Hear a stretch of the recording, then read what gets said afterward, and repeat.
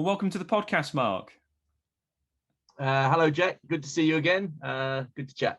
Yeah, it's a shame we're not on a riverbank. Although to be honest, today it's looking pretty pants, isn't it, outside? It's when I spoke to Ian Welby, it was pissing it down, and now I'm speaking to you and it's pissing it down. So it must be a Burbot rain-related thing. Yeah, I mean we've been crying out for rain right to the end of the season, and we've got it now. Yeah, exactly. But anyway, we're not here to talk about the weather. We're here to talk about Burbot. So a nice, easy question to start with. Why did they go extinct in the UK? Well, it's interesting. You talk to a lot of people, including some experts who tell you it's climate change, but it's actually none of the sort. What people don't realize is how diverse the genetic strains of Burbot are. And a lot of the science that's been done on Burbot is where they're more prolific, which is in North America and Scandinavia, where there are a much bigger strain of fish that lives in ice lakes. And so they come in winter into the margins and they spawn. So people extrapolate that to our Burbot. But our Burbot, okay, they're extinct, but the DNA extracted from museum specimens matches the Western European strain, which are much smaller fish and even live in trout stream environments. And live at far lower latitudes today than they ever did in the UK. So it's not really climate. You have to go back to the life cycle, and the life cycle of these small river strains is that they forge up rivers and they spawn in permanent wetlands or semi-permanent wetlands in floodplains, and the eggs drift around for a month or two, and they're hatched into larvae that drift in the plankton for a month or two, and then they turn into little benthic beasts. So without that 2-3 months of inundation in floodplains, then you stop recruiting Burbot. And of course, what have we expunged completely from the British landscape, particularly since the Second World War, but really since Roman times progressively? It's exactly that habitat where once Burbot were recorded as being incredibly profuse. So it's actually its habitat at the end of the day. And I get a bit tired of people saying, oh, climate change, there's no point in doing anything. Well, it's not climate change, and there's a lot of point in doing stuff. Yeah, I've said to all the others I've spoke to, I've never known a fish to have so much misinformation as Burbot. There's so many have a go experts who will tell you all these things, and it's just all unsubstantiated primarily. Yeah. But yeah. I mean, that's why I wrote the Burbot book, conservation of the enigmatic freshwater codfish, because with the Burbot reintroduction that's being led by Jonah Tosney at Norfolk Rivers Trust, there was just a need for the right information to be put together.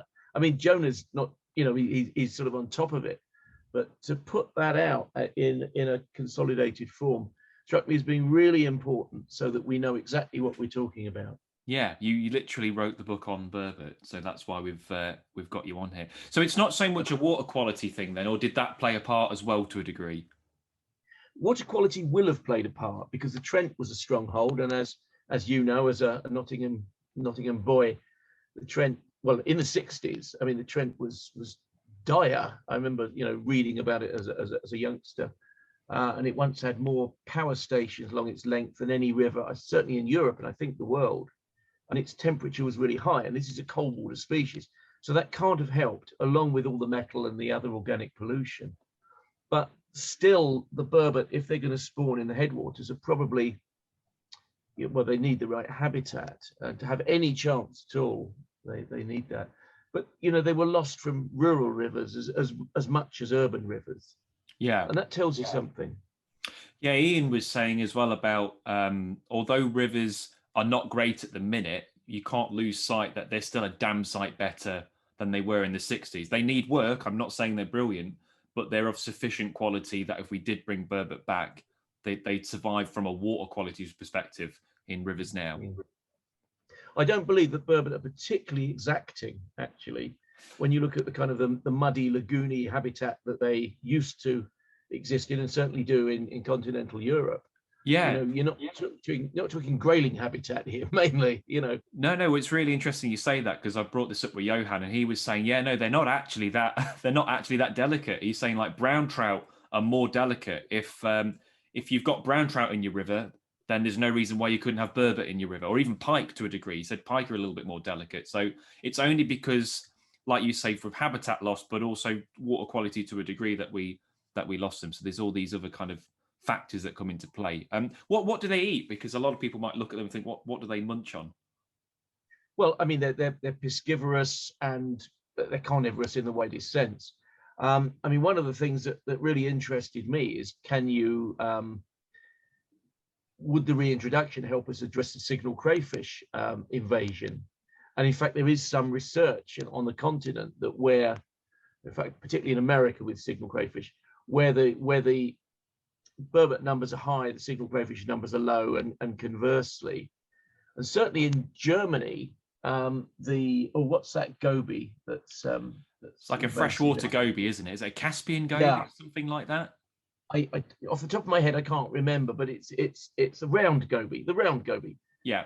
It's become really invasive, but where the burbot have taken off, they seem to munch them because the gobies like that sort of hiding habitat, the burbot like, and burbot are quite sort of lazy, really.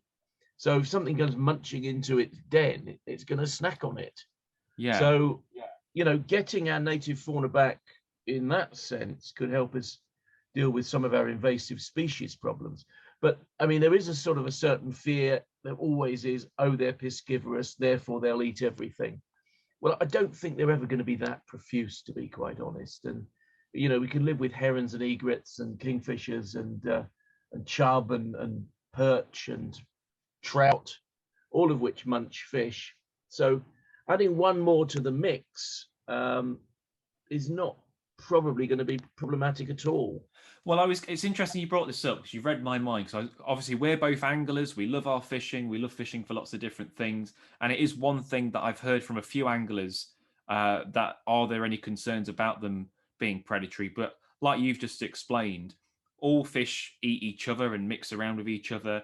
And if you think about in the grand scheme of things, burbot have only not been in the UK for what, 50, 60 years?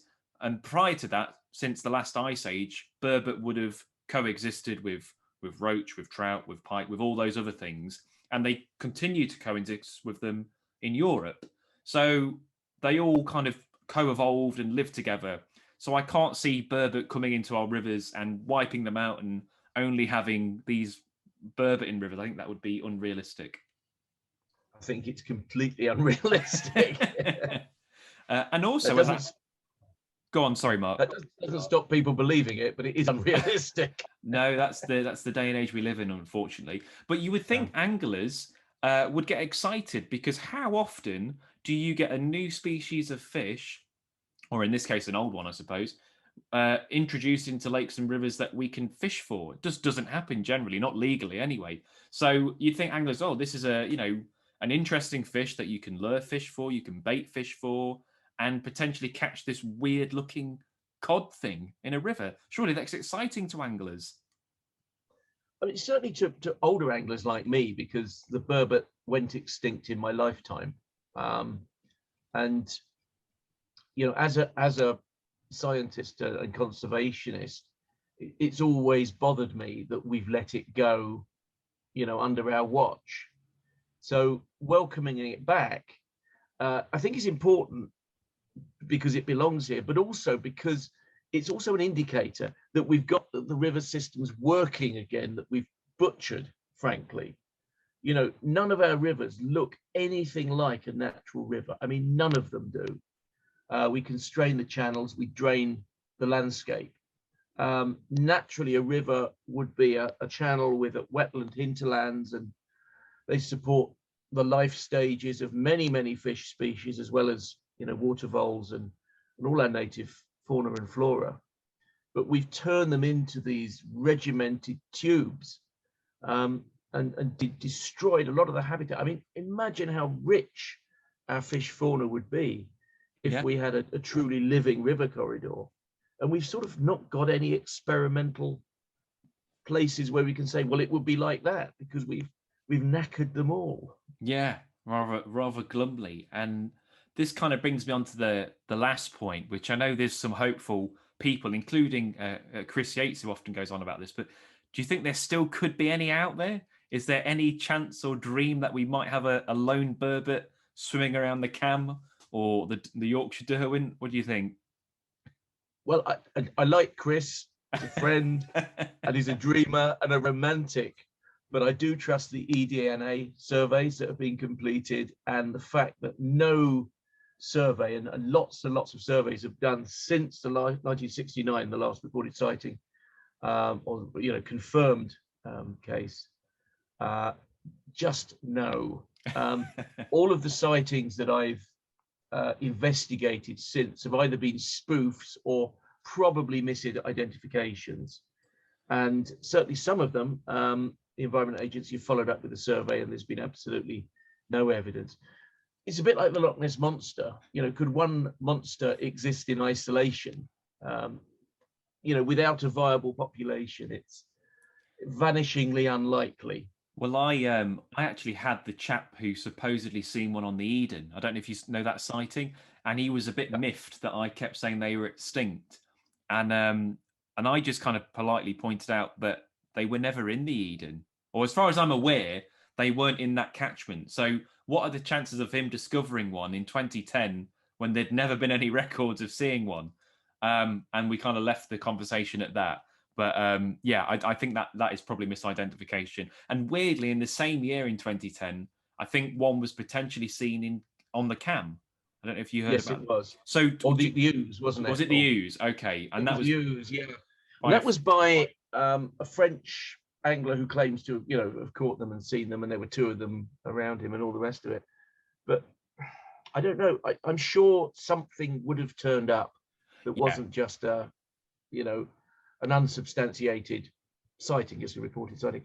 I mean, around about 2010, I've covered this in the book. A friend of mine on the Hampshire Avon, also a place where burbot never existed, phoned me up, I think it was New Year's Day or something, it was after Christmas anyway, and said, "You never guess what I saw." And he was really excited and gone, and he was describing it. He's saying this fish, this dark fish with mottling, was in the edge. Okay, sounds like a kelp to me. And I kind of walked up to it, and yeah, it was sort of mottling pattern and fairly lethargic. Oh yeah, sounds like a kelp. And as I walked up, it sort of drifted lethargically and vanished in the weed. Sounds like a kelp. He said, "Yeah, it was a burbot."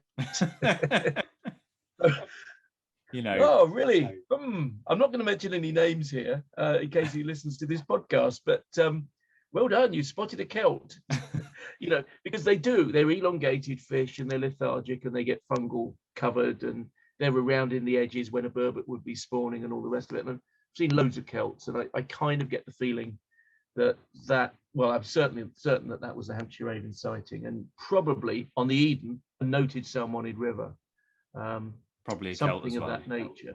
Yeah. I like the optimism. I think that's brilliant. I think that's good to have it. But isn't it? They have something like over 1 million eggs, so it wouldn't just be one or two burbot. There'd be a few about, wouldn't there? So, and the fact that no Environment Agency surveys or no eDNA surveys in the last 50 years have found, or no anglers even caught one, I think it's pretty safe to assume they're not here anymore. Yeah, it's about 3 million eggs for smallish fish. They're incredibly prolific. Yeah. Wow, I didn't know it was that many. Wow. Yeah, I mean they're in the hake family, which is part of the Gadiform, the cod-like fishes, and they're the only freshwater member, and they have this huge sort of fecundity type life strategy where virtually everything dies, and every now and again something survives. But without the right habitat, I'm afraid nothing survives. It's as simple as, really. Yeah, it is. Yeah, that's it, mate. Well, look, thanks for chatting burbot as always. It's always good to clear up a few of those points about them. Terrific. You take care.